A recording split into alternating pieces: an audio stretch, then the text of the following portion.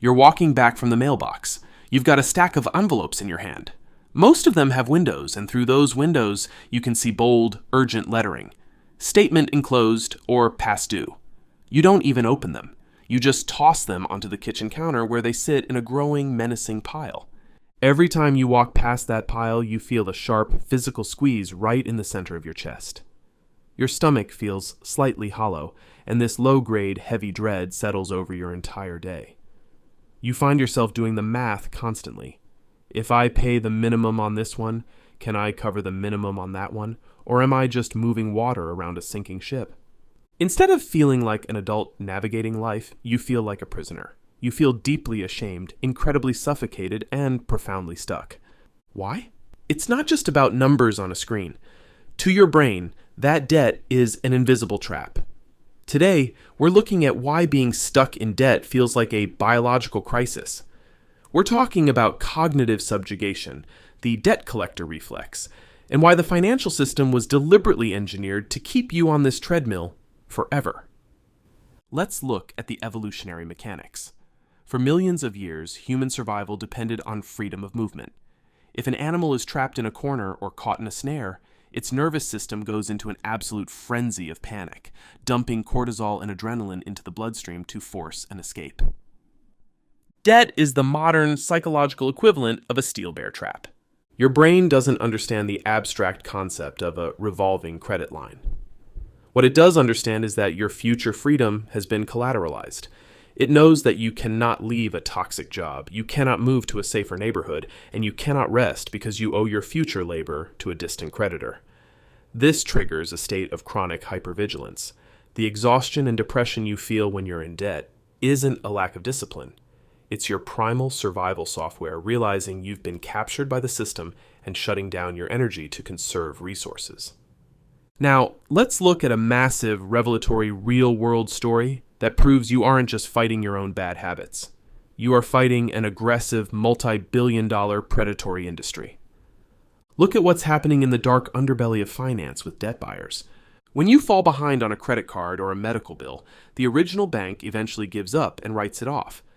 But they don't just erase it.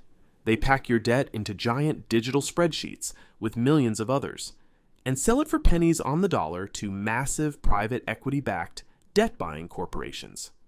These companies use sophisticated AI algorithms to track your data, wait until you finally get a better job or a small tax refund, and then violently resurrect these zombie debts, often suing you over accounts that are 10 years old, riddled with errors, and past the legal statute of limitations. This reveals a profound truth. Your debt isn't a private ledger between you and a bank. It is a tradable commodity. The system doesn't want you to pay it off. The system profits off your perpetual delinquency. You feel like you can't get ahead because the financial machinery is literally optimized to keep your account alive as a passive income stream for a hedge fund. You are playing a game against an opponent that views your financial survival as a loss on their balance sheet. We've all seen the math on the back of the credit card statement. The tiny box that says, if you only pay the minimum balance, it will take you 24 years to pay off this $4,000 balance. This triggers our cognitive dissonance. Human brains are linear evolutionarily. We understand addition and subtraction perfectly. If I pick 5 berries, I have 5 berries. But our brains are fundamentally unequipped to intuitively understand exponential math, which is how compound interest works. When a credit card company charges 24% or 29% interest, they are using an asymmetric mathematical weapon against your linear brain. You can make a $200 payment, but because of the way the interest is calculated daily, $180 of that payment goes directly into the bank's profit margin, while your actual balance barely moves. You feel like you're running through mud because you are trying to fight an exponential algorithm with a linear paycheck. Think about the social stigma attached to debt. Culture tells us that debt is a moral failure. If you have credit card debt, the internet tells you it's because you are materialistic, lazy, or lack the self-control to say no to consumer culture. This is the shame tax, and it is entirely intentional.